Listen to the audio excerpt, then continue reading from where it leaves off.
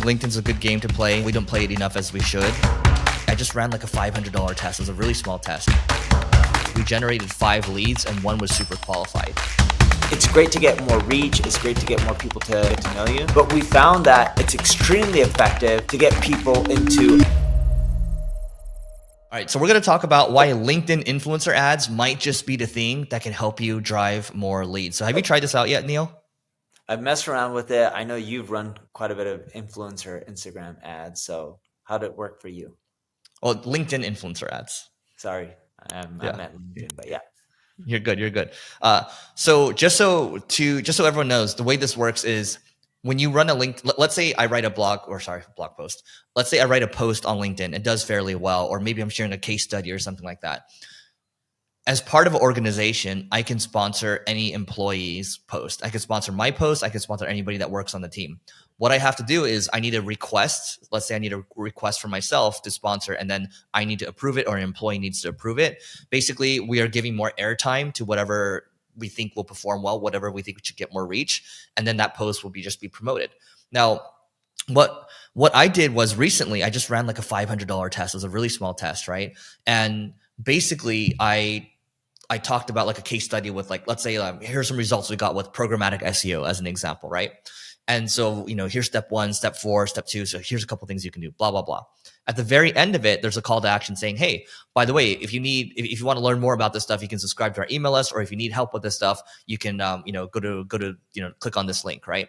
And in that link itself, it links to the website, and we have some UTM tracking parameters. So we're tracking if this ad actually generates leads, right? So on $500 in spend, we generated 5 leads and 1 was super qualified. And that is the beauty of a new ad format when new people are testing it. So I'll start with that first. So through our clients, we spent around $60,000 on this, and we've done a lot of tests. It's a good ad format. Where we've struggled with is driving direct conversions into a purchase, right? It's great to get more reach. It's great to get more people to get to know you. But we found that it's extremely effective to get people into a soft conversion. What I mean by a soft conversion is like a newsletter sign up, a webinar sign up, things like that. We're seeing it being really effective to drive leads to a purchase at mass scale. We're not seeing it too effective, but we're actually seeing it really effective to, let's say, a webinar.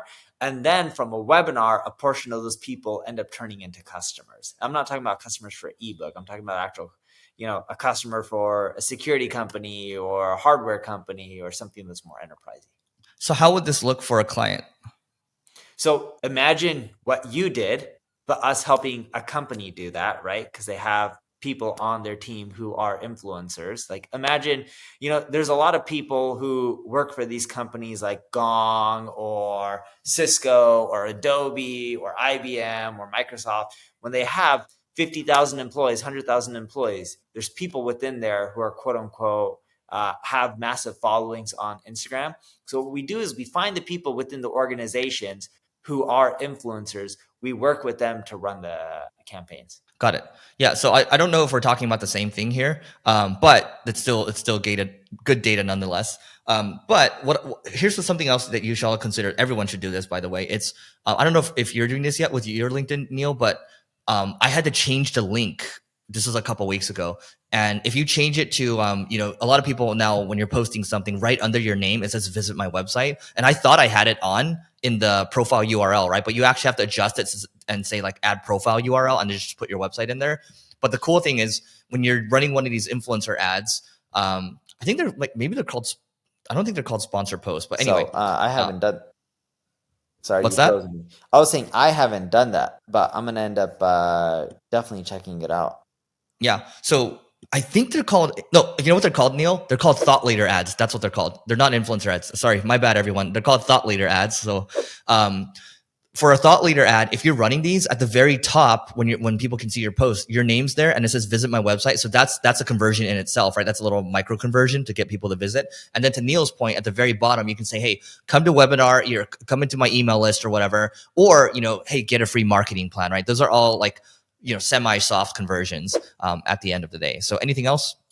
The key is really check out the soft conversions. I just think you're going to end up not doing well if you're asking for a hard conversion like a big ask. That's the easier way to put it. It just doesn't work well. People have to build a relationship, and you need to build a deeper relationship with them off of LinkedIn to eventually end up converting. Yeah. Look, the reach is strong on LinkedIn right now. I think LinkedIn's a good game to play. We don't play it enough as we should. And so that is it for today. Please don't forget to rate, review, and subscribe, and we'll see you tomorrow.